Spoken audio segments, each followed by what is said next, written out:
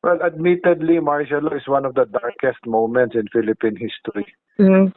Yun ang bad side because of the abuse of power ng mga taong nag-implement ito, no? But on the other hand, nagkaroon naman ng magandang consequence because of the restoration of peace and order ng mga taong sumusuway sa gobyerno. Mm. But ang naging mali rito kasi yung pag-implementa ng batas militar, yung mga military officers natin na nag-implement nito noon were quite abusive, ano?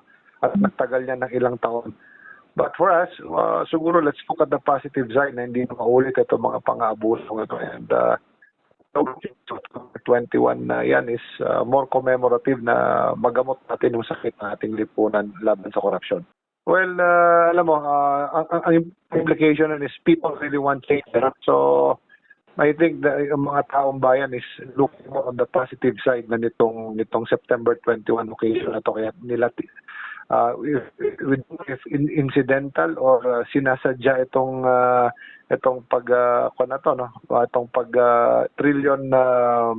trillion dollar march or trillion na peso march, sorry. It sends a message to our administration that no one is above the law at huwag natin abusuhin ang power natin. Yes, they should be made aware.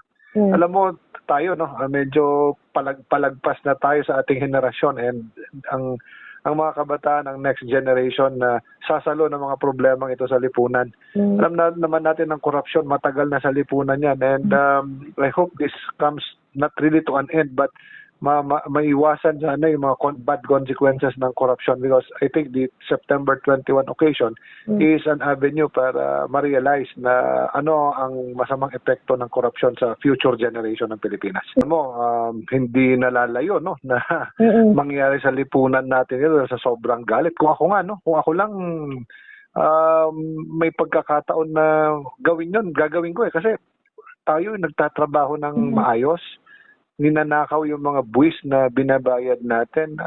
It's so unfair. And I hope na hindi dumating sa ganong okasyon na gawin ng mga tao ito sa mga leaders natin na corrupt, no? And it's very suggestive yung mga nangyari yan sa Nepal, sa Indonesia, na it could happen, no? Di nawawala yung posibilidad na yan.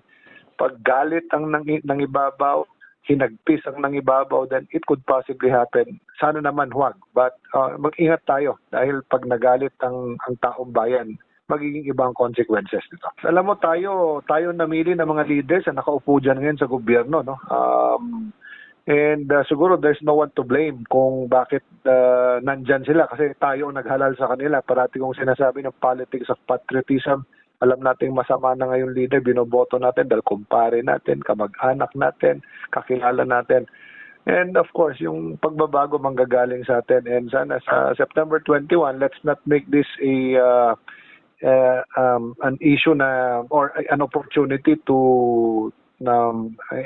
palitan or magkaroon ulit ng people power on the negative side. Magkakaroon tayo ng people power sa September 21 to fight corruption.